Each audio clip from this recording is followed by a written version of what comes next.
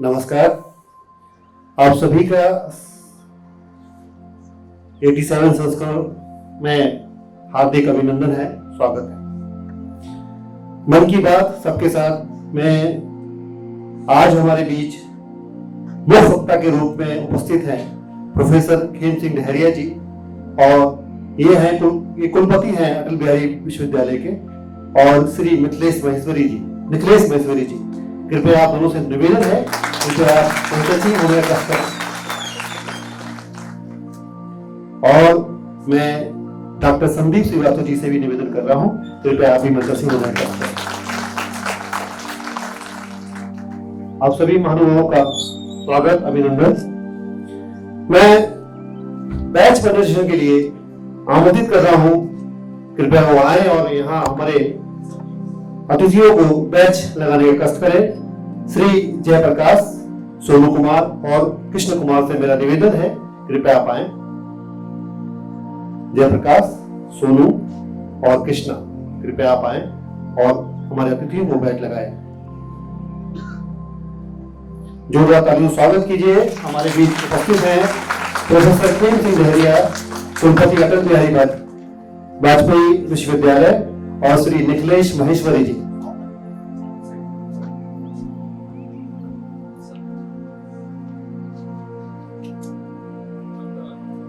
निखिलेश महेश्वरी जी और डॉक्टर संदीप श्रीवास्तव। सबसे पहले निखिलेश महेश्वरी जी को बैच लगाते हुए हमारे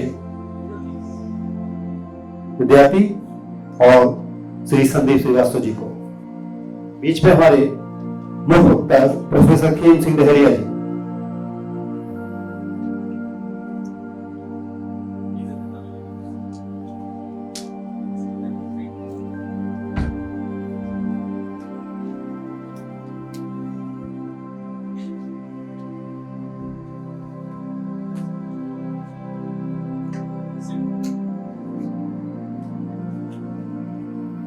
चलिए, बहुत बहुत धन्यवाद आप सभी को। साथियों, इस 100 एपिसोड की रूपरेखा कैसे तैयार हुई, किसने तैयार की और क्यों तैयार की? शिवपुरी जिले की पिछोर तहसील के समोरा गांव में रहने वाले डॉक्टर राघवेंद्र शर्मा जी भोपाल में कार्यरत हैं। भाजपा कार्यालय में एक विशेष जिम्मेदारी निभा रहे हैं। उनके मन में एक विचार आया, मोदी जी के मन की बात को श्रृंखला के रूप में बना करके क्यों ना एक नॉन स्टॉप कार्यक्रम चलाया जाए और हमारे भोपाल के सैकड़ों नहीं हजारों युवाओं को एक मौका दिया जाए कि वो उस 100 एपिसोड के जो वर्ल्ड बुक ऑफ रिकॉर्ड में दर्ज होने जा रहा है उसके साक्षी बने। और मैं यहां पर आप सभी को यह बताते हुए खुद को गौरवान्वित महसूस करता हूं कि आप उस 87वें एपिसोड के साक्षी बनने जा रहे हैं जो वर्ल्ड बुक ऑफ रिकॉर्ड में यह कार्यक्रम दर्ज होने जा रहा है। आपसे अनुरोध की जोरदार तालियां एक बार आप अपने लिए भी बजा सकते हैं। वर्ल्ड बुक ऑफ रिकॉर्ड में दर्ज करना, दर्ज कराना या दर्ज होना एक साधारण बात नहीं है। किसी कार्यक्रम के बारे में सोचिए, चूंकि आप सीनियर स्टूडेंट्स हैं और आने वाले टाइम में कोई 1 साल बाद, कोई 2 साल बाद, कोई 3 साल बाद अपने ब्राइट फ्यूचर के लिए आप यूनिवर्सिटी को छोड़ेंगे और किसी दूसरे मुकाम पर पहुंचेंगे। आप जब 1 घंटे, 2 घंटे, 3 घंटे, 4 घंटे के किसी कार्यक्रम की कल्पना करेंगे या उस कार्यक्रम का संचालन करेंगे तो आप सोचिए कि आपको कितने सारे संसाधन उस कार्यक्रम के लिए कलेक्ट करने होंगे। यह कार्यक्रम 100 आवर्स का है, नॉन स्टॉप है। अभी जो टाइम हो रहा है, आप सुबह भी इस कार्यक्रम में इतनी ही ऊर्जा देखेंगे, रात को 2 बजे भी इस कार्यक्रम में इतनी ही ऊर्जा देखेंगे, सुबह 4 बजे भी इस कार्यक्रम में आप इतनी ही ऊर्जा देखेंगे। मैं समझता हूं शायद आपने भी इस तरह का कार्यक्रम पहली बार देखा होगा, क्योंकि मैं इस तरह का कार्यक्रम पहली बार देख रहा हूं। आप सभी से अनुरोध है, इस कार्यक्रम की चर्चा अपने ग्रुप में जरूर करें। 100 एपिसोड, 100 आवर्स, 100 श्रोता, 100 वक्ता। मैं एक बार पुनः आप सभी का स्वागत करता हूं और सामने हमारे जो म्यूजिक रूम है, वहां से उनसे रिक्वेस्ट करता हूं कि मोदी जी के 87वें एपिसोड को चलाने की कृपा करें। प्रेरक उदाहरणों के साथ नए नए संदेशों को समेटते हुए एक बार फिर मैं आपसे मन की बात करने आया हूं। जानते हैं, इस बार मुझे सबसे ज्यादा चिट्ठियां और संदेश किस विषय को लेकर मिली है। यह विषय ऐसा है जो इतिहास, वर्तमान और भविष्य तीनों से जुड़ा हुआ है।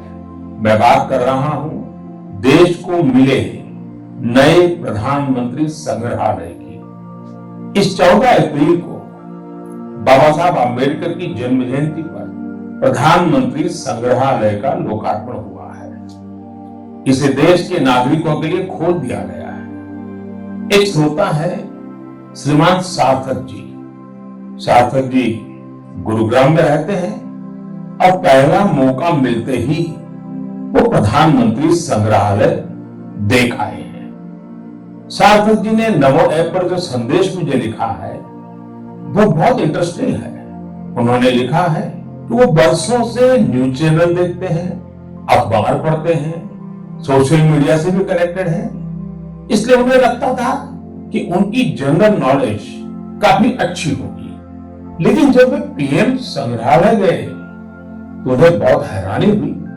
उन्हें महसूस हुआ कि वे अपने देश और देश का नेतृत्व करने वालों के बारे में काफी कुछ जानते ही नहीं है। उन्होंने पीएम संग्रहालय की कुछ ऐसी चीजों के बारे में लिखा है जो उनकी जिज्ञासा को और बढ़ाने वाली थी। जैसे उन्होंने लाल बहादुर शास्त्री जी का वो चरखा देकर बहुत खुशी हुई जो उन्हें ससुराल से उपहार में मिला था। उन्होंने शास्त्री जी की पासबुक भी देखी और यह भी देखा कि उनके पास कितनी कम बचत थी। सार्थक जी ने लिखा है उन्हें यह भी नहीं पता था कि मोरारजी भाई देसाई स्वतंत्रता संग्राम में शामिल होने से पहले गुजरात में डिप्टी कलेक्टर थे। प्रशासनिक सेवा में उनका एक लंबा कैरियर रहा था। सार्थक जी चौधरी चरण सिंह जी के विषय में वो लिखते हैं कि उन्हें पता ही नहीं था कि जमींदारी उन्मूलन के क्षेत्र में चौधरी चरण सिंह जी का बहुत बड़ा योगदान था। इतना ही नहीं, वे आगे लिखते हैं जब लैंड रिफॉर्म के विषय में वहां मैंने देखा कि श्रीमान PV Narasimha Rao ji land reform के काम में बहुत गहरी रुचि लेते थे। सार्थक जी को भी इस म्यूजियम में आकर ही पता चला कि चंद्रशेखर जी ने 4000 किलोमीटर से अधिक पैदल चलकर ऐतिहासिक भारत यात्रा की थी। उन्होंने जब संग्रहालय में उन चीजों को देखा जो अटल जी उपयोग करते थे, उनके भाषणों को सुना तो वो गर्व से भर उठे थे। सार्थक जी ने यह भी बताया कि इस संग्रहालय में महात्मा गांधी, सरदार पटेल, डॉक्टर अंबेडकर, जयप्रकाश नारायण और हमारे प्रधानमंत्री पंडित जवाहरलाल नेहरू के बारे में भी बहुत ही रोचक जानकारियां हैं। साथियों, देश के प्रधानमंत्रियों के योगदान को याद करने के लिए आजादी के अमृत महोत्सव से अच्छा समय और क्या हो सकता है। देश के लिए यह गौरव की बात है कि आजादी का अमृत महोत्सव एक जन आंदोलन का रूप ले रहा है। इतिहास को लेकर लोगों की दिलचस्पी काफी बढ़ रही है और ऐसे में पीएम म्यूजियम युवाओं के लिए भी आकर्षण का केंद्र बन रहा है जो देश की अनमोल विरासत से उन्हें जोड़ रहा है। वैसे साथियों, जब म्यूजियम के बारे में आपसे इतनी बातें हो रही हैं, तो मेरा मन किया कि मैं भी आपसे कुछ सवाल करूं। देखते हैं आपकी जनरल नॉलेज क्या कहती है, आपको कितनी जानकारी है। मेरे नौजवान साथियों, आप तैयार हैं? कागज कलम हाथ में ले लिया?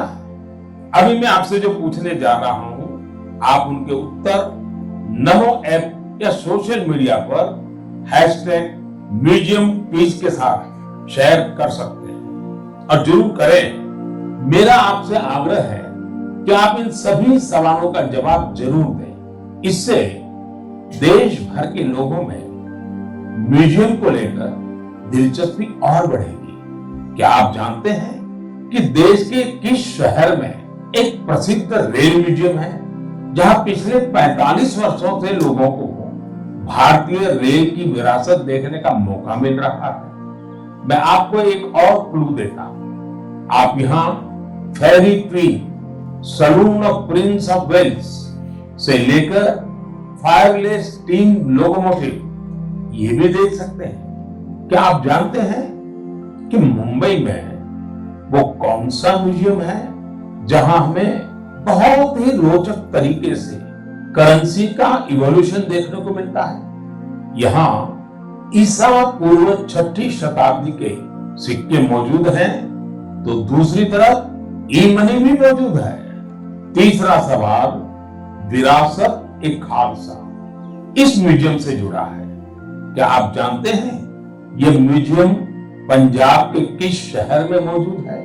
पतंगबाजी में तो आप सबको बहुत आनंद आता ही होगा।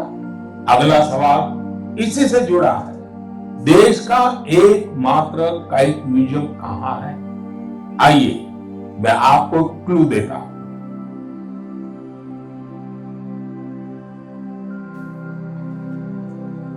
आप सभी को अभी हमारे प्रधानमंत्री द्वारा विभिन्न म्यूजियम की जानकारी दी गई। 87 एपिसोड का ये जो कार्यक्रम प्रसारित हो रहा है, इसमें जो हमारे बीच मुख्य वक्ता के रूप में उपस्थित हैं प्रोफेसर खेम सिंह डहरिया जी, जो कुलपति हैं अटल बिहारी विश्वविद्यालय के। कृपया उनसे निवेदन है कि अपना उद्बोधन देने का कष्ट करें। श्री खेम सिंह डहरिया जी, जोरदार तालियों से स्वागत कीजिए हमारे बीच रखे।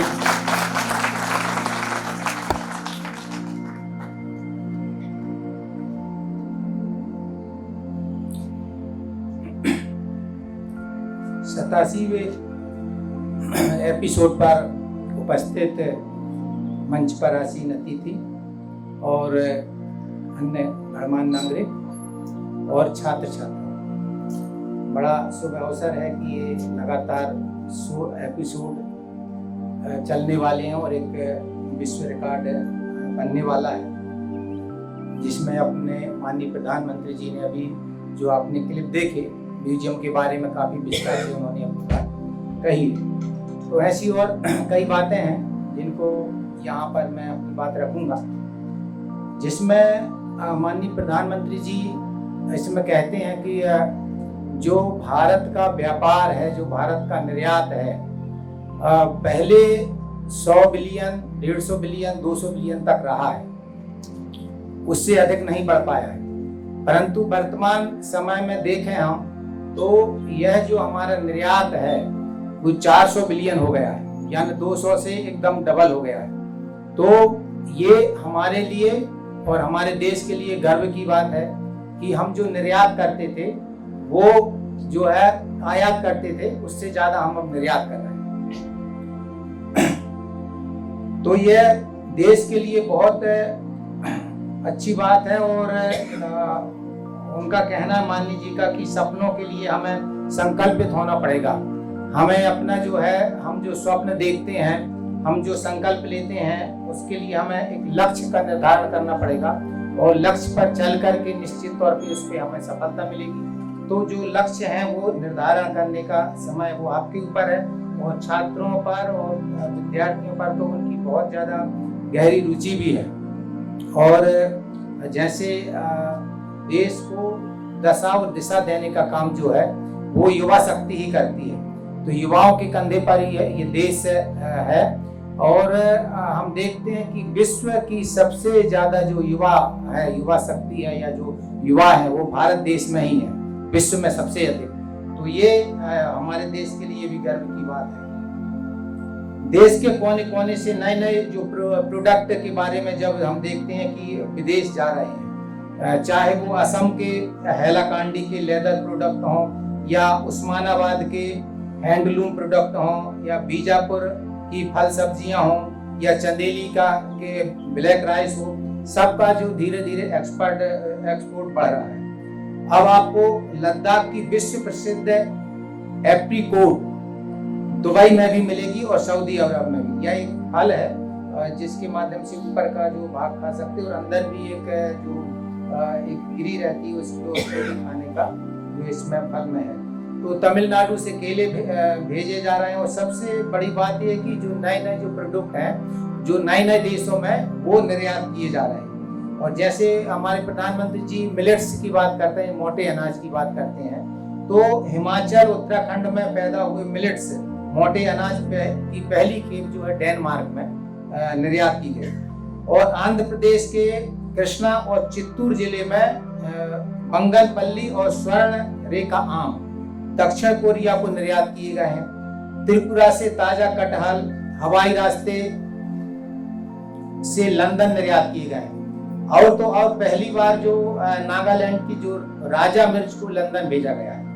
और इसी तरह से भालिया गेहूं की पहली खेप गुजरात से केन्या और श्रीलंका निर्यात की गई है। यानी अब आप दूसरे देशों में जाएंगे तो मेड इन इंडिया के प्रोडक्ट भी वहां खाने को मिलेंगे।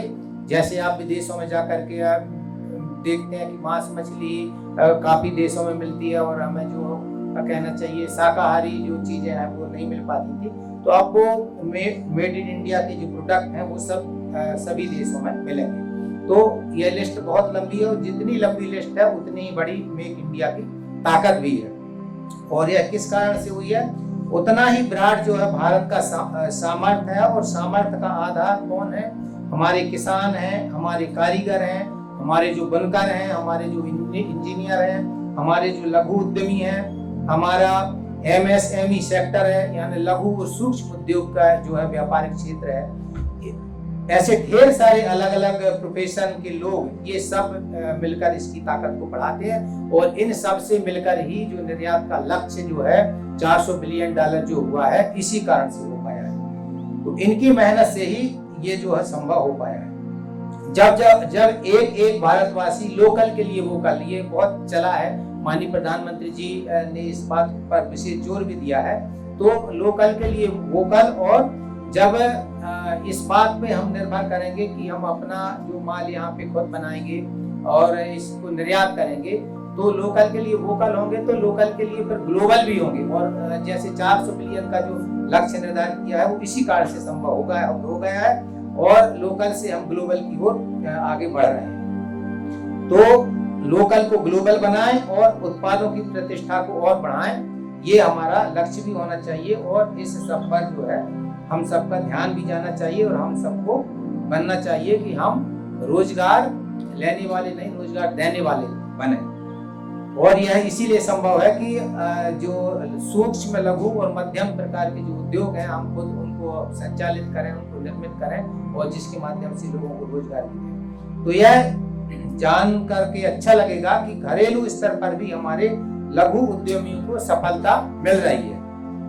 और आज लघु उद्यमी सरकारी खरीद में गवर्नमेंट ई मार्केट प्लेस यानी जेम के माध्यम से जब हम देखते हैं कि जो हमारा जो लक्ष्य है सार्वजनिक खरीदारी में पारदर्शिता की जो दक्षता और गति इससे बढ़ रही है जेम के माध्यम से। तो टेक्नोलॉजी के माध्यम से देखें तो बहुत से ट्रांसपोर्ट व्यवस्था विकसित की जा रही है। पिछले 1 साल में जेम पोर्टल के जरिए सरकार ने 1 लाख करोड़ से ज्यादा चीजें खरीदी और देश के कोने कोने से करीब 1.25 लाख लघु उद्यमियों, छोटे दुकानदारों ने अपना सामान जो है सरकार को सीधे बेचा है। अभी तक क्या होता था, बड़ी बड़ी कंपनियां ही सरकार तक अपना सामान बेच पाती थी, परंतु अब क्या हो रहा है, लघु सूक्ष्म और उद्यम जो कर रहे हैं वो छोटे छोटे व्यापारी भी अपनी चीजों को सरकार तक बेच पा रहे हैं, जिससे उनको मुनाफा मिल रहा है और हमारी देश की जो आर्थिक स्थिति है वो मजबूत हो रही है। तो पुरानी व्यवस्थाएं धीरे धीरे बदल रही हैं और अब देश भी बदल रहा है। छोटे से छोटा दुकानदार भी जेम पोर्टल पर सरकार में अपना सामान बेच सकता है। यही नया भारत है। ये केवल सपने देखने जैसा बल्कि उस लक्ष्य तक पहुंचने का साहस भी दिखाता है जहां तक अभी कोई नहीं पहुंच पाया। इसी साहस के दम पर हम सभी भारतीय मिलकर आत्मनिर्भर भारत का जो सपना है वो पूरा करेंगे। पद्म सम्मान की बात भी उन्होंने कही, जिसमें बाबा शिवानंद की और उन्होंने देखा, उनकी बात करते हैं कि वो जब उनको पद्मश्री मिला 126 साल की उम्र में जाकर के वो जो नंदी प्रणाम माननीय प्रधानमंत्री जी को करते हैं, तो बार बार प्रधानमंत्री जी भी उनको प्रणाम करते। तो 126 साल की उम्र में अपने से 4 गुने कम आयु वर्ग से भी ज्यादा उनके पास जो है योग की साधना के माध्यम से उनके पास जो ताकत है, तो जिसके माध्यम से उनकी क्षमता को देखते हुए उनको पद्मश्री भी मिला। तो जीवेम सरदय सतम, हमारी संस्कृति में सबको 100 वर्ष के स्वस्थ जीवन की शुभकामनाएं दी जाती हैं। वसुधैव कुटुंबकम की भी हम बात करते हैं। तो विश्व स्वास्थ्य दिवस की जो बात आती है, तो पूरे विश्व में हेल्थ को लेकर के भारतीय चिंतन, चाहे वो योग हो या आयुर्वेद हो, इस सब के प्रति रुझान बढ़ता जा रहा है। और आपने पिछले उसमें देखा ही कि कतर में ये जो योग का कार्यक्रम हुआ, उसमें 114 देशों के नागरिकों ने हिस्सा लिया और एक विश्व रिकॉर्ड बना। और इसी तरह से आयुष इंडस्ट्री का बाजार भी लगातार बढ़ रहा है। 6 साल पहले आयुर्वेद से जुड़ी दवाइयों का बाजार 22,000 करोड़ था, परंतु अब हम देखते हैं कि 1,40,000 करोड़ के आसपास यह जो लक्ष्य है वो पहुंच गया है। तो आयुष पर हमारे जो आयुर्वेद है उस पर हमारे प्रधानमंत्री जी का भी ध्यान है और वो भी अधिक महत्व दे रहे हैं इसको। तो इसका जो है क्षेत्र बढ़ते जा रहा है, यानी इस क्षेत्र में संभावनाएं लगातार बढ़ रही हैं और स्टार्टअप वर्ल्ड में भी आयुष आकर्षण का विषय बनता जा रहा है। तो इस बार आयुष स्टार्टअप पर विशेष तौर पे माननीय प्रधानमंत्री जी बात करते हैं और इसमें इस बात पर जोर देते हैं कि एक और स्टार्टअप तो दूसरी ओर निरोग स्ट्रीट भी है। आयुर्वेद हेल्थ केयर इकोसिस्टम में एक अनूठा कॉन्सेप्ट है। इसका जो टेक्नोलॉजी ड्राइवन प्लेटफॉर्म दुनिया के आयुर्वेद डॉक्टर्स को सीधे जोड़ता है, जिसमें हम देखते हैं कि 50,000 से अधिक जो पार्टिसिपेट्स इस पर जुड़ चुके हैं। इसी तरह से आत्रे इनोवेशन एक हेल्थ केयर टेक्नोलॉजी स्टार्टअप है जो हॉलिस्टिक इनोवेशन वेलनेस के क्षेत्र में काम कर रहा है। और इसी प्रकार से देखते हैं इग्जोरियल ने न केवल अश्वगंधा के उपयोग को लेकर जागरूकता बढ़ाई है, बल्कि टॉप क्वालिटी प्रोडक्ट प्रोसेस पर भी बड़ी मात्रा में निवेश किया है। क्योरवेदा ने जुड़ी जड़ी बूटियों को आधुनिक शोध और परंपरागत ज्ञान के संगम से हॉलिस्टिक लाइफ के लिए इसका निर्माण किया है। तो हम देखते हैं कि नई शिक्षा नीति में भी इस बात का उल्लेख है। पारंपरिक जो हमारा ज्ञान है उसको बढ़ाने के लिए माननीय प्रधानमंत्री जी का बहुत जोर भी है और नई शिक्षा नीति में वो सब चीजें आई हैं और जिसके माध्यम से आयुर्वेद पर जोर दिया गया है और इसके माध्यम से जो हमारा जो विश्व गुरु बनने का जो सपना है भारतीय ज्ञान नई शिक्षा नीति के माध्यम से कि हम जो हमारा परंपरागत ज्ञान है वो विश्व तक पहुंचा, वहाँ का कोई अच्छा साहित्य है कुछ लिखा गया तो वो भी हमारे स्तर तक पहुंचे। इसी के लिए लक्ष्य को बनाते हुए हमारे जो तक्षशिला नालंदा विश्वविद्यालय है वो फिर से पुनः हमारे स्थापित हो रहा है और विदेश के छात्र यहाँ पर फिर से पढ़ने के लिए आएंगे और जो हमारे विश्व गुरु की जो बात है वो फिर से यहाँ पे भारत विश्व गुरु बनेगा। तो ऐसे कुछ नाम यहाँ पे अभी बताई, लिस्ट बहुत लंबी है। तो भारत के युवा उद्यमियों और भारत में बन रही नई संभावनाओं का प्रतीक है। हेल्थ सेक्टर में भी स्टार्टअप और विशेषकर आयुष स्टार्टअप से एक आग्रह भी उन्होंने किया कि आप जो है ऑनलाइन जो भी पोर्टल बनाते हैं, जो भी कॉन्सेप्ट क्रिएट करते हैं, वो संयुक्त राष्ट्र संघ के द्वारा जो भाषाएं हैं उसमें बनाने का प्रयास करने के लिए जोर दिए गए हैं कि जिसके माध्यम से हमारे जो प्रोडक्ट हैं वो विश्व तक पहुंचे। तो जो संयुक्त राष्ट्र में 6 आधिकारिक भाषा है, हिंदी 7वीं आधिकारिक भाषा बहुत जल्दी बनेगी, मुझे ऐसा विश्वास है। तो उन भारतीय उन भाषाओं में भी हमारे जो प्रोडक्ट जाए उसके लिए ऑनलाइन जो भी आप पोर्टल बनाते हैं उन भाषाओं का भी उस पर बात करें। स्वास्थ्य का सीधा संबंध स्वच्छता से भी जुड़ा हुआ है। तो मन की बात में हम हमेशा स्वच्छता के आग्रहियों को के प्रयासों को भी बताते हैं और ऐसे ही एक जो स्वच्छाग्रही हैं चंद्रकिशोर पाटिल जी की बात करते हैं। वे महाराष्ट्र में नासिक में रहते हैं और ये स्वच्छता अभियान का उन्होंने संकल्प लिया और गोदावरी नदी के आसपास वो रहते हैं और जहाँ भी कोई कचरा डालता है, कोई गंदगी करता है उसको टोकते भी हैं और वो खुद सफाई करते हैं, उस चीज को देखते भी हैं और जिसके कारण से माननीय प्रधानमंत्री जी का ध्यान उनकी ओर गया है।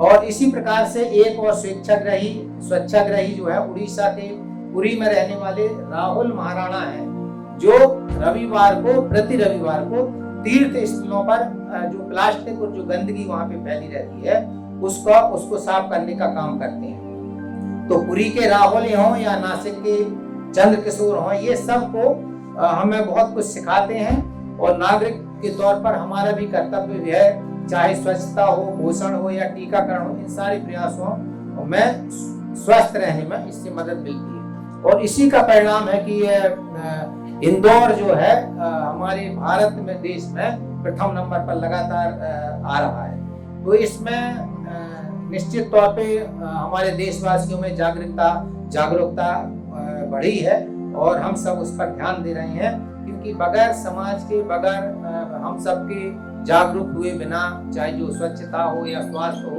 वो उस पर काबू पाना संभव नहीं है। अब वो बात करते हैं माननीय प्रधानमंत्री जी केरला के मोपट्टम श्री नारायण जी की। उन्होंने प्रोजेक्ट की एक शुरुआत की जिसका नाम है post for water of life. जब तक इस प्रोजेक्ट के बारे में जानोगे तो आप भी देखोगे कि ये क्या कर रहे हैं। तो मोपट्टम श्री नारायण जी गर्मी के दौरान जो पशु पक्षी रहते हैं, जो जानवर रहते हैं, उनके लिए पानी की व्यवस्था करते हैं। वो जब देखते हैं कि पशु पक्षी बगैर पानी के कई बार तड़पते अपनी जान भी दे देते हैं, तो उनको जब ध्यान आया तो उन्होंने एक लक्ष्य निर्धारित किया और वो जो मिट्टी के बर्तन उन्होंने खरीद कर स्वयं लोगों को बांटना शुरू किया। और ये लक्ष्य निर्धारित किया कि हम जब मिट्टी के बर्तन देंगे तो लोगों को उसमें सिर्फ पानी डालना ही रहेगा, और जिसके माध्यम से हमारे जो पशु पक्षी हैं, जो बेजुबान जानवर हैं, उनकी रक्षा हो सकेगी। तो उन्होंने 1 लाख से अधिक जो मिट्टी के बर्तन लोगों को अभी तक बांट चुके हैं, और अपने अभियान में 1 लाखवां बर्तन जो गांधी जी के द्वारा स्थापित साबरमती आश्रम में वो दान करेंगे, ये बात भी उन्होंने कही है। तो हम सबको इससे एक प्रेरणा भी मिलती है कि जहां भी इस प्रकार का सहयोग जिस प्रकार का भी हो, हम सब वो चीजें करें। माननीय प्रधानमंत्री जी मन की बात में श्रोताओं से यह आग्रह भी करते हैं कि अपने संकल्प को फिर से दोहराएं, पानी की ओर ध्यान देते हैं कि पानी की एक एक बूंद को हमें बचाना है। जहां भी हो, जिस तरीके से भी हो, हमें पानी की जो है की ओर बहुत ध्यान देना है। और इसके लिए रिसाइकल पर भी वो जोर देते हैं कि घर में यदि जो पानी इस्तेमाल हुआ है वो हम उसको गमलों में डाल सकते हैं या गार्डनिंग में उसका उपयोग कर सकते हैं, तो जरूर इसका इस्तेमाल करना चाहिए। तो जितना अधिक पानी बचे उतना ही अच्छा है। तो थोड़े से प्रयास से आप ऐसे अपने घरों में ऐसी व्यवस्थाएं बना सकते हैं। एक उदाहरण जैसे देखते हैं रहीम जी का कि रहीमन पानी राखिए, बिन पानी सब सून, पानी गए न उबरे मोती मानुष चोर। तो कहते हैं कि इससे जो है उनको बच्चों से बहुत ज्यादा उम्मीद है। स्वच्छता जैसे अभियान में बच्चों ने जिस प्रकार से एक आंदोलन चलाया, एक लक्ष्य निर्धारित किया, तो उसी प्रकार से पानी के मुहिम में भी लगने के लिए माननीय प्रधानमंत्री जी का आग्रह बच्चों पर बहुत अधिक वो जोर देते हैं। और हमारे देश में जो जल संरक्षण है और जल स्रोत की सुरक्षा है, सदियों से समाज के स्वभाव का हिस्सा रहा है। और वो कहते हैं कि देश में बहुत से लोगों ने वाटर कंजर्वेशन को लाइफ मिशन बना दिया है। जैसे चेन्नई के एक साथी जो है अरुण कृष्णमूर्ति जी की बात करते हैं, तो अरुण जी ने अपने इलाके में तालाब और झील को साफ करने के लिए एक अभियान चलाए रखा है और 150 से अधिक तालाब और झीलों को उन्होंने साफ किया है। तो एक कहना चाहिए इससे हमें दिशा मिलती है। और एक उदाहरण वो देते हैं महाराष्ट्र के एक साथी रोहन का। तो रोहन पेशे से HR प्रोफेशनल हैं, जिन्होंने सैकड़ों कुआं का संरक्षण किया, सीढ़ी वाले कुआं जो मिट्टी और पानी से मिट्टी और कचरे से भर गए थे, और जिसके कारण से वो उनको साफ करके उनको पुनर्जीवित करने का काम उन्होंने किया है। तो ऐसे बहुत सी चीजें हैं। संक्षेप में 2 मिनट में मैं अपनी बात समाप्त करूंगा। जो मुख्य चीजें उन्होंने कहा है, तो इसमें आपको ईमानदार प्रयास से संकल्प सिद्ध होते हैं, ये बात भी उन्होंने कही। और भारत में बनी चीज में दुनिया की मांग बढ़ रही है। भारत में सप्लाई चेन पहले से बेहतर हुई है। दुनिया में मेक इन इंडिया सामान मिलेंगे, छोटा दुकानदार भी सरकार को सामान बेच सकता है, ऐसे आयुष वाली भी बात उन्होंने कही। और इस प्रकार से देश ने आजादी के नायकों को याद किया, उस सपनों के लिए संकल्पित होने की बात उन्होंने कही। और पंच तीर्थ की बात भी उन्होंने कही कि बाबा साहब अम्बेडकर जितने स्थानों पर रहे हैं उन 5 स्थानों में उन्होंने जाने की बात कही है कि आप भी उन्हें जाएं, देखें। और भारत सरकार ने लक्ष्य लिया उन पंच तीर्थों को विकसित करने के लिए। नवरात्र के लिए व्रत, उपवास, शक्ति की उपासना की बात कही उन्होंने। और एक प्रकार से एक भारत श्रेष्ठ भारत, जो विविधता में एकता की से बात बनेगी। माधवपुर मेला की भी उन्होंने बात की, जो गुजरात में है, उसकी भी बात उन्होंने कही। वहां भी जाना चाहिए, देखना चाहिए, जिसमें हमारी जो संस्कृति है उससे भी कुछ सीखने को मिलता है। तो 5 बातों का उल्लेख जो उन्होंने कहा कि महू में उनका जो जन्म स्थान है, मुंबई में चैत्य भूमि है, लंदन में उनका जो घर है, नागपुर की दीक्षा भूमि है, और दिल्ली में बाबा साहब का महापरिनिर्वाण स्थल है। तो ऐसे महात्मा फुले की बात करते हैं, बाबा साहब अम्बेडकर की बात करते हैं और ज्योतिबा फुले की बात करते हैं, जिनके माध्यम से कुछ ना कुछ सीखने को मिलता है। तो हमारे और भी 2 वक्ता हैं, मेरे ख्याल से समय समाप्त हो रहा है। आपने बहुत धैर्यपूर्वक सुना और हर मन की बात में कहीं ना कहीं कोई ऐसी संदेश हमें देखने को मिल जाता है, कुछ ना कुछ सीखने को, जिससे हम लक्ष्य बना करके अपने जो लक्ष्य को पूरा कर सकते हैं। बहुत बहुत धन्यवाद।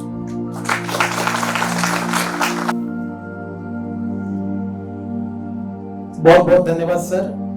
साथियों, हमारे बीच में जितने भी वक्ता हैं, मैं रियली बोल रहा हूं कि ये सिर्फ हमारे लिए गागर में सागर जैसी स्थिति हो रही है, क्योंकि सभी गुरुजन हैं, सभी मैक्सिमम एजुकेशन फील्ड से हैं और मिनिमम 40 मिनट की तो मैं समझता हूं सबको एक हैबिट सी है, 50 मिनट भी हो जाए तो कोई बड़ी बात नहीं है।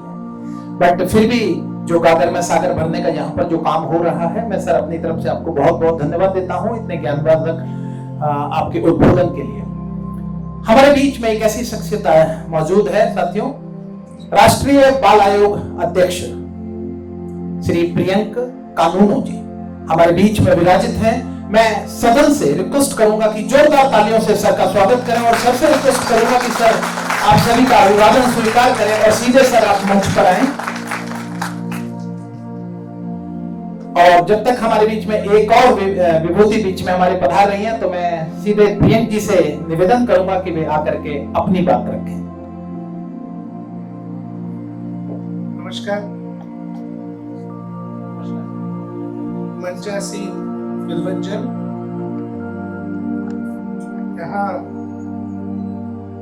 बैठे हुए सुधी श्रोतागण, 100 घंटे का मैराथन और उसको 100 घंटे तक बैठ के सुनने के लिए श्रोतागण जुटना, तो ये अभिनंदन तो आप लोगों की सफलता है कि आप सभी ने इतनी तन्मयता के साथ ये तय किया कि 100 घंटे के इस मैराथन में हम सब पार्टिसिपेट करेंगे।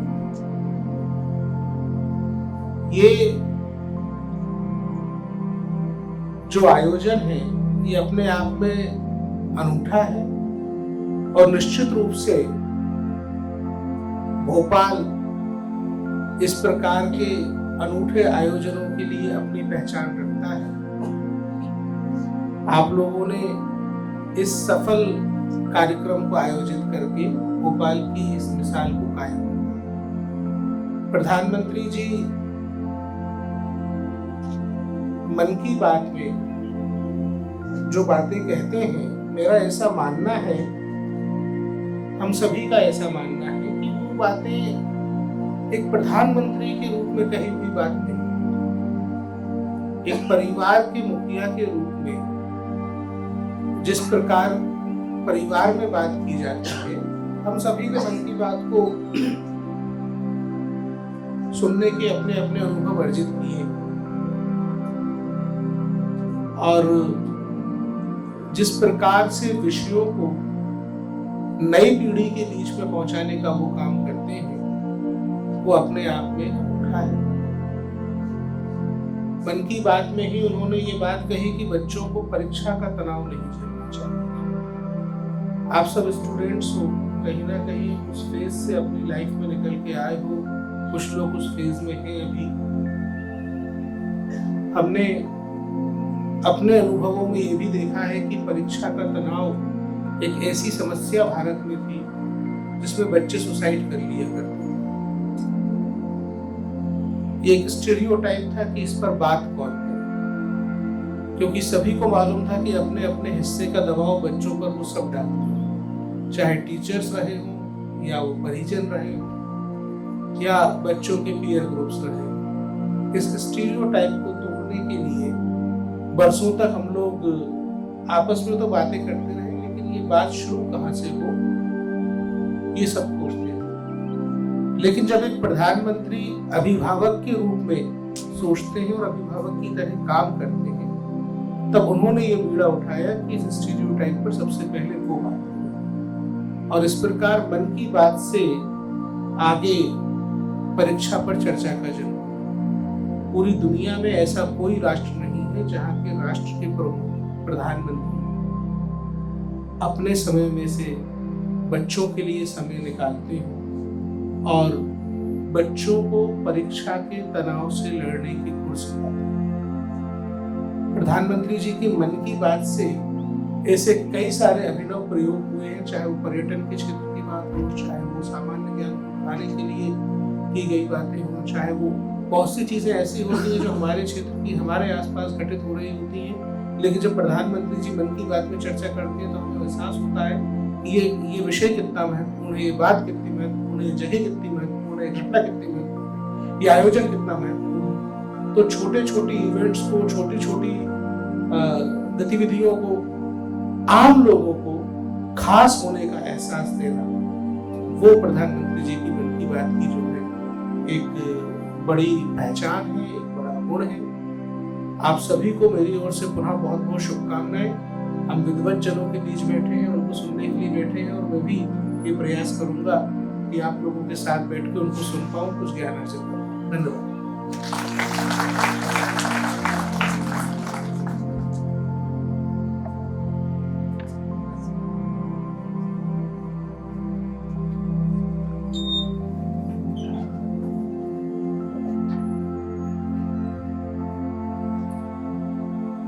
साथियों, हमारे बीच में अध्यक्षीय उद्बोधन के लिए निखिलेश जी, माहेश्वरी जी हमारे बीच में मौजूद हैं।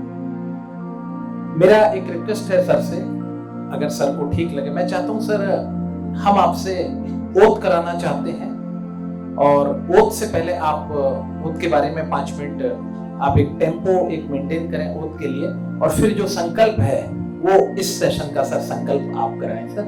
तो मैं यहाँ पूरे सम्मान के साथ निखिलेश जी को आमंत्रित करता हूँ, वे आए और अपनी बात रखें।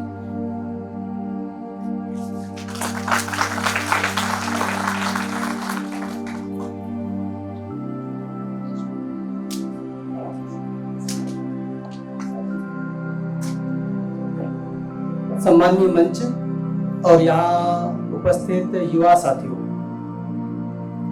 मन की बात कार्यक्रम की बात चल रही है तो मैंने भी उनके कुछ एपिसोड देखे हैं और 100 एपिसोड में जो बात ध्यान में आई तो उन्होंने देश भर के कई महापुरुषों के नाम का उल्लेख किया है। उसमें 700 तो ऐसे लोग हैं जिनकी सक्सेस स्टोरी रही है। इसके अलावा भी अन्य नामों का उल्लेख उसमें आया है। रायसेन की एक बहन का जो उल्लेख किया उन्होंने, ये बात इसलिए मन की बात कार्यक्रम में करने की जरूरत है कि केवल मोदी जी उन नामों का उल्लेख नहीं करते, उस बात को कहां तक ले जाते हैं।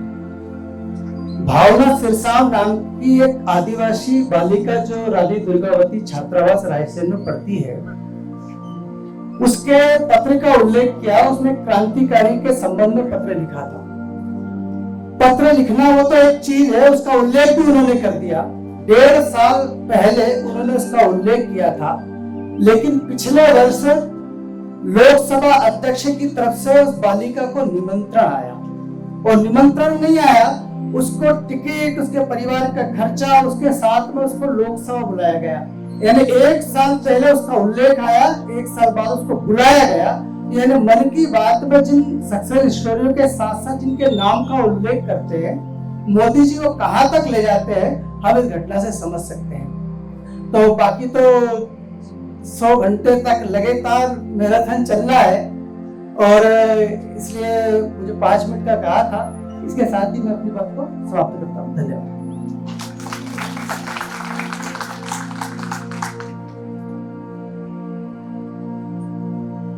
हमारे बीच में मध्य प्रदेश संगठन महामंत्री आदरणीय बड़े भाई साहब हितानंद जी मौजूद हैं। मैं भाई साहब से हम्बल रिक्वेस्ट करता हूं, पहले तो मंच पर आकर के अपना स्थान ग्रहण करें और हाउस से रिक्वेस्ट करता हूं कि जोरदार तालियों से भाई साहब का स्वागत करें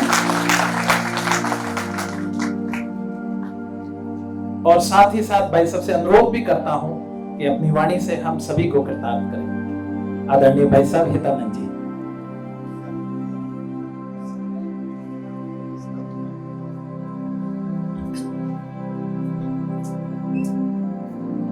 भारत माता की जय।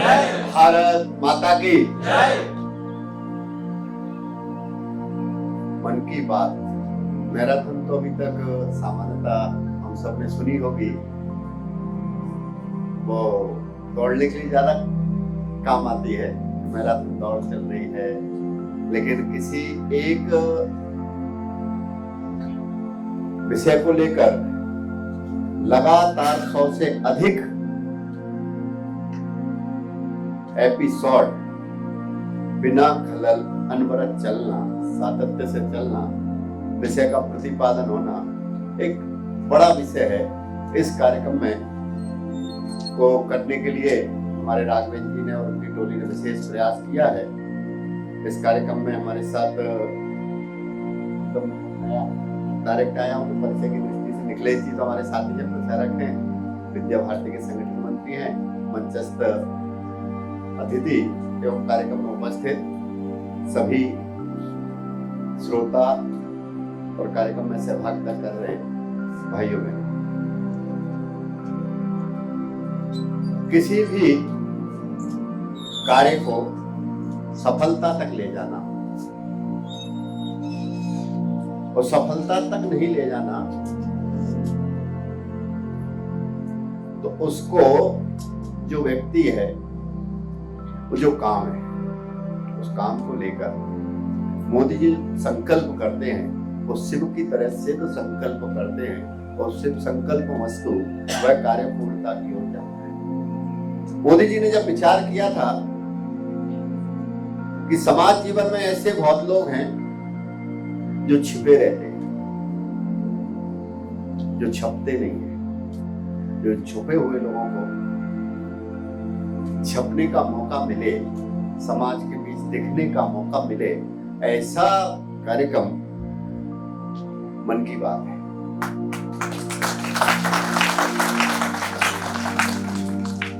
एक मैसेज के रूप में गीता का सार मेरे को आया कि उसने हमें भेजा, हमें व्यक्त कर दिया, खुद को छुपा लिया।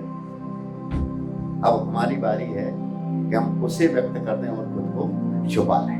ये गीता के सार के रूप में है।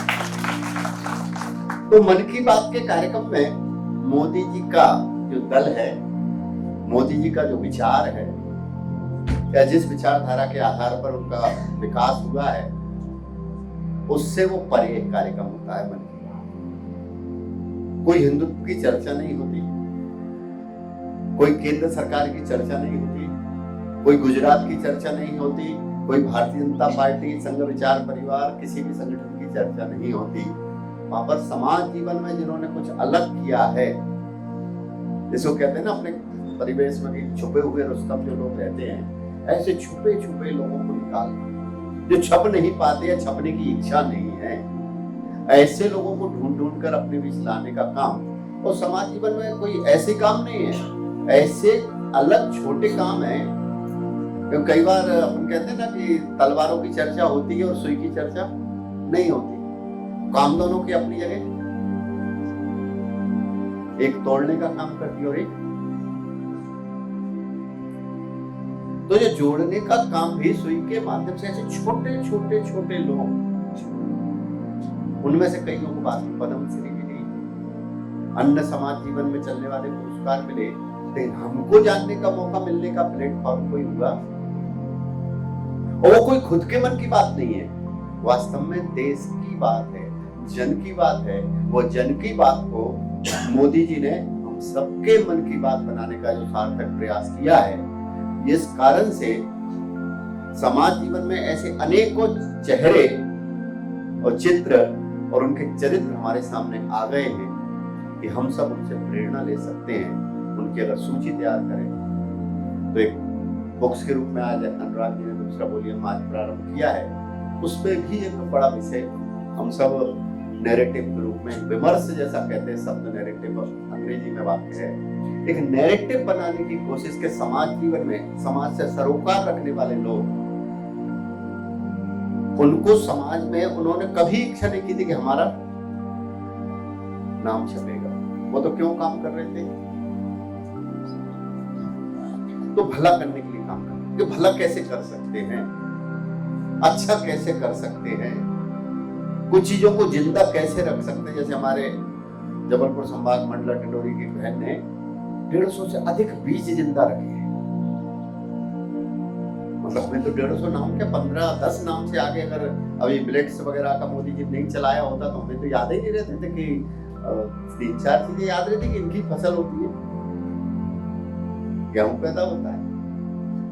अपन जिस यहाँ है तो चावल भी बहुत कम अभी कुछ वर्षों में होने लगा, नहीं तो चावल भी नहीं होता था। चना होता है, कोई उससे मिलते जुलते तुअर होती है, मूंग होती है, ऐसी कुछ चीजें जानते थे। अब रागी शब्द अपन ने सुना नहीं, कोदो शब्द सुना नहीं। ऐसी अनेकों प्रकार के बीज संजोने वाली बहन मालूम। अब उसका उल्लेख कहाँ हो रहा है? जल संरक्षण करने वालों का उल्लेख कहाँ हो रहा है? ऐसे अनेकों प्रकार के जो विधाएं हैं, इन विधाओं को जानने वाले, उनको संजोने वाले, उनका संरक्षण करने वाले लोगों को खुद मोदी जी ढूंढने नहीं जाते। ढूंढता कौन है? हम सब ढूंढते हैं, हम सबके द्वारा कहा जाता है। इसलिए वो मोदी जी के मन की बात का कार्यक्रम नहीं है, देश के समाज के मन की बात वह एक प्लेटफॉर्म पे लाके उनके बातों में संजो के उसका आधुनिक तरीके से या विषय का प्रतिपादन रखने की जो शैली उसके आधार पर रखते हैं, यह मन की बात है। तो इस मन की बात के कार्यक्रम को निमित्त बनाकर हम सब भी 3 बातें हमेशा करते हैं। 3 बातें हर व्यक्ति के करनी है। मैंने घड़ी नहीं देखी, मुझे बता भी नहीं था, मैं एकदम एक्सीडेंटली आया हूँ, एक बैठक छोड़ के आया हूँ, इसलिए थोड़ा सा ज्यादा समय हो सकता है, 1 आध मिनट और लूंगा। तो 5 मिनट का समय है। अच्छा है, 11 बजे समाप्त करते हैं। 5 मिनट। तो हमारा काम क्या है? सामूहिक रूप से श्रवण करें। आज राघवेंद्र जी या उनकी टोली ने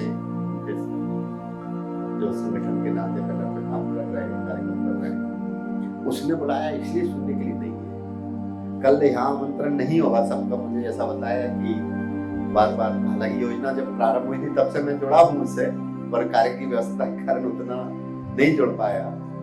तो श्रोता बदल रहे हैं, तो वक्ता भी बदल रहे हैं, और एपिसोड भी रूप से नया रहता ना, तो तीनों चीजें बदलती हैं। हमको भी 3 काम अब कल ही दिन है। कल 11 बजे मन की बात होगी। अपने में से कौन कौन अपने स्थान पर सुनेगा? मन की बात कौन कौन सुनेगा कल? सब सुनेंगे। अब कैसे सुनेंगे? नहीं सुनेंगे कैसे? पर क्योंकि भारत में कोई काम नहीं होता ऐसा नहीं है। हम मंदिर नहीं जाते, पूजा सब करते, ठीक है? मंदिर नहीं जाते मतलब सामूहिक रूप से एकत्रित नहीं होते, ऐसा तो नहीं हम सब नास्तिक हैं, तो आस्था वाले आस्तिक ही लोग हैं ना, लेकिन मंदिर नहीं जाते समय पे। हम एक समय पे नहीं करते, कोई ब्रह्म मुहूर्त में उठता है। और एक हमारे सज्जन थे या बीसी बन के आए, तो उनके बारे में मेरे को किसी ने परिचय कराया एक बैठक में। वो इंडिया टुडे में गए, तो इंडिया टुडे ने उनसे कहा कि कैसे काम करेंगे, तो उन्होंने कहा मेरा आपसे तालमेल नहीं जमेगा, इसलिए मैं काम नहीं कर सकता।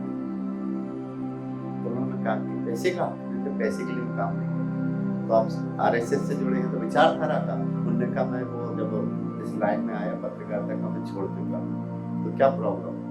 तो उन्होंने कहा, मैं सुबह अखबार पढ़ के सोता हूँ, 2 बजे उठता हूँ और 6 बजे से मेरा दिन शुरू होता है शाम को। ठीक है कि नहीं?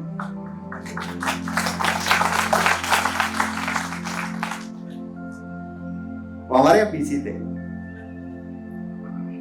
तो हम भी ऐसे ही हैं। कोई चंद्रवंशी है, कोई सूर्यवंशी है, अलग अलग समय उठते हैं, अलग अलग समय दिनचर्या शुरू होती है। ठीक है कि नहीं? लेकिन ये काम हम व्यक्तिगत करेंगे तो हमारी नॉलेज बढ़ेगी। ठीक है कि नहीं? अब नॉलेज बढ़ाने के लिए पहले लोग पढ़ते थे, आजकल गूगल को देखते हैं, गूगल पे जाते हैं, इसलिए इंफॉर्मेशन बढ़ेगी हमारी। क्या बढ़ेगी? इसलिए मेरा पहला आग्रह है कि हम सामूहिक रूप से श्रवण करें। इसलिए पहला काम क्या है? सामूहिक श्रवण। और दूसरा काम है सामूहिक चिंतन। हम जितने लोग बैठे हैं, कोई एपिसोड अगर यहाँ पे दिखाया जाएगा, उसमें आए हुए जो विषय हैं उन पर सामूहिक रूप से चर्चा करें। और तीसरा काम है हम सामूहिक रूप से उसमें आए हुए व्यक्ति या बताए हुए काम, जैसे इनका उल्लेख, हमारी बहन का उल्लेख हुआ, एक का उल्लेख मैंने किया, ऐसे हर बार कोई ना कोई का नाम आता है। मध्य प्रदेश का लगातार आता है, एक आधे एपिसोड जाता है जिसमें मध्य प्रदेश नहीं होता, तो उसमें जिनका उल्लेख आया उनका सम्मान करना, उनसे मिलने जाना, उनको हमारे साथ जोड़ने की कोशिश करना। तो कुल मिलाकर सामूहिक चिंतन के साथ में सामूहिक कुछ करने के काम निकालना उसमें। कि इसमें से जैसे अब उल्लेखनीय है कि जैसे कल होगा, तो उदाहरण के लिए मुझे नहीं पता कि रक्षाबंधन आने वाला है, तो हम रक्षाबंधन कैसे मनाएंगे। आगे जन्माष्टमी आने वाली है, जन्माष्टमी कैसे मनाएंगे। आगे 5 सितंबर को शिक्षक दिवस आने वाला है, 11 सितंबर को विश्व विजय दिवस आने वाला है, शिकागो कला का दिवस रहता है। तो ऐसे दिनों की चर्चा होगी, तो हमको करने के कार्य सामूहिक रूप से सोच के तय करने पड़ेंगे, इसमें मेरी क्या भूमिका हो सकती है। इसलिए सामूहिक श्रवण, सामूहिक चिंतन और सामूहिक करने कार्य को सूची बनाकर करेंगे तो मन की बात में देश के प्रधानमंत्री और विश्व वंदनीय नेता माननीय मोदी जी जो बात सबसे कह रहे हैं, उसका कार्यक्रम की सार्थकता होगी, क्योंकि सफलता तो हो गई है। इस कार्यक्रम की भी सफलता हो गई है कि कितने घंटे हो गए? 88 घंटे हो गए, 12 घंटे बाकी हैं। इसलिए कार्यक्रम सफल तो हो जाएगा, लेकिन सार्थक कब होगा? ठीक है कि नहीं? व्यक्ति सफल तो होना चाहता है, सब लोग क्या है? सफल हैं। और सार्थक क्या है? तो एक उदाहरण देके मैं अपनी बात समाप्त करूंगा। तो 5 मिनट का कहा तो 5 मिनट में कुछ शेष है कि देश में एक खेल ऐसा है अपने यहाँ जो दुनिया के 10-15 देश खेलते हैं। बैट बल्ले भी 20-22 देशों में बिकते हैं। विश्व कप में कितने लोग आते हैं? वर्ल्ड कप में कितने लोग आते हैं? 13-14 देश अभी तक आए हैं, 12 हो गई हैं, 1-2 बीच में छूट गई, 1-2 नहीं जुड़ गई, ऐसे 13 या 14 देश होते हैं। और ज्यादा से ज्यादा थोड़ा बहुत वहां तक नहीं आ पाते हैं और खेलते होंगे 20-25 देश दुनिया में होंगे। उस देश को खेलने वाला एक व्यक्ति जीतकर भारत आता है, और एक ऐसा देश के दुनिया में 20-25 देश नहीं खेलते, यानी पूरे ही देश खेलते हैं। जितने देश में क्रिकेट खेला जाता है उसके आसपास कुछ देश नहीं खेलते, उसको जीतने वाला ही व्यक्ति अपने देश भारत लौट के आता है। दोनों के सामने एक कंपनी प्रस्ताव रखती है, वो प्रस्ताव रखती है कि आप हमारी कंपनी का विज्ञापन कीजिए। तो एक जो 200 से अधिक देशों में खेले जाने वाले देश को जीतने वाला व्यक्ति कहता है कि जिससे मेरे देश की युवा पीढ़ी, देश का भविष्य को नुकसान हो, उसका मैं विज्ञापन नहीं कर सकता। तो उन्होंने कहा आपका भविष्य हम समाप्त कर देंगे। तो भविष्य समाप्त करने की चिंता न करते हुए वो व्यक्ति विज्ञापन, और दूसरा व्यक्ति अगले दिन विज्ञापन करता है और टीवी में अगले दिन विज्ञापन आता है, दिल मांगे और वह भगवान बन जाता है। क्या बन जाता है? वह उसका जीवन मैन के लिए है, व्यक्ति के लिए है, तो वह व्यक्ति सफल हो जाता है। क्या हो जाता है? दूसरा व्यक्ति जिसका नाम अपने में से आधे लोग नहीं जानते होंगे, मेरे को लगता है, मैं तो बहुत कम जानता हूं, मेरे हिसाब से नहीं जानते होंगे, हो सकता है कि आप लोग जानते होंगे। वो व्यक्ति 15-20 वर्ष तक नेपथ्य में चला जाता है, लोग भूल जाते हैं। उस व्यक्ति का मकान बेचता है, वो मकान बेचकर एक एकेडमी शुरू करता है, और पिछले 2 वर्ष पूर्व, कोविड के पूर्व, उस व्यक्ति का दोबारा नाम चर्चा में आता है कि ये पीवी सिंधु कौन है, ये श्रीकांत कौन है, साइना नेहवाल कौन है।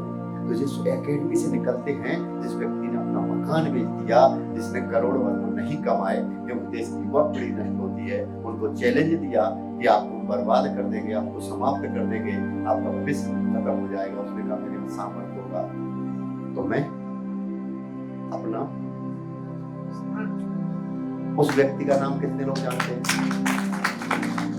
अब मैंने वो 3 पत्ते खोल दिए, 3 नाम बता दिए, कितने लोग जानते? जरा हाथ उठाएं उस व्यक्ति का नाम।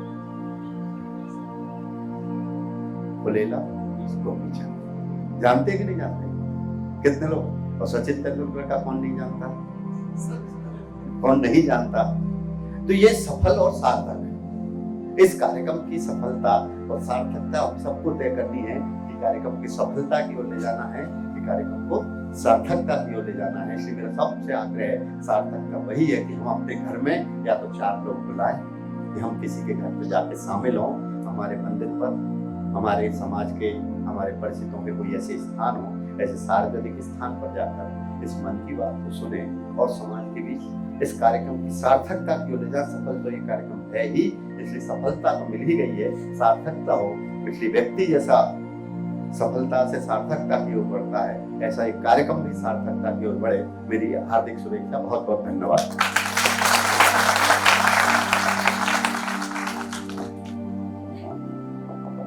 बहुत बहुत धन्यवाद भाई साहब, हमारे इस ऑडियंस को संबोधित करने के लिए। मैं सभी अतिथियों को स्मृति चिन्ह देने के लिए, स्मृति चिन्ह के रूप में हम मोदी जी के मन की बात की किताब और एक बुक, एक और जो राघवेंद्र जी ने लिखी है, वो दोनों हम राघवेंद्र जी को मैं ऊपर बुलाना चाहता हूँ, ऊपर आए और हमारे सभी अतिथियों को मोदी जी के मन की बात की बुक भेंट करें। सबसे पहले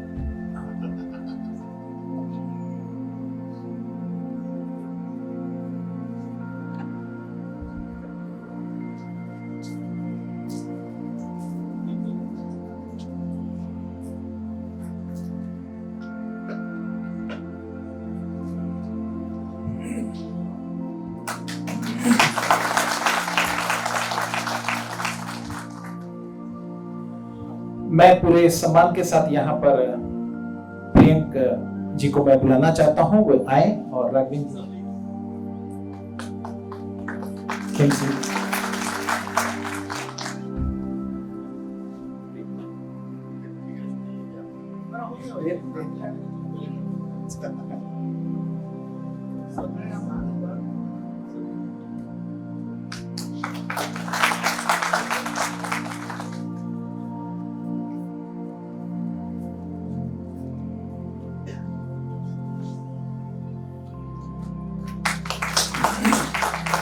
मैं यहाँ पर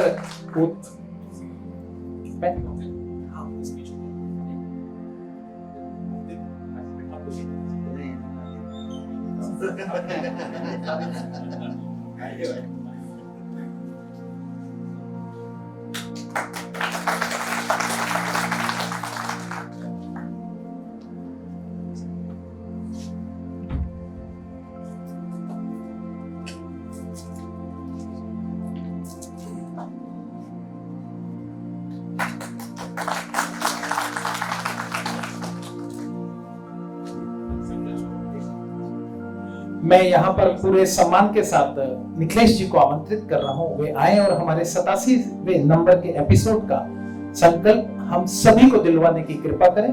और आप सभी से पुनः अनुरोध है, कल सुबह 10 से 12 बजे तक इस मन की बात 100 एपिसोड, 100 वक्ता, 100 श्रोता का समापन होने जा रहा है। आप सभी से अनुरोध, 104वें नंबर का एपिसोड कल मोदी जी वापस अपने मन की बात में करेंगे, जिसे हम सभी डायरेक्ट लाइव टेलीकास्ट के रूप में यहाँ पर देखेंगे। आपसे अनुरोध, जितने भी लोग यहाँ पर पहुंच सकते हैं ऊपर के सभागार में 10 बजे यहाँ पर पहुंचने की कृपा करें। आपसे अनुरोध सर, यहाँ पर आए और हमारे 87वें नंबर के संकल्प हम सभी को दिलवाने की कृपा करें।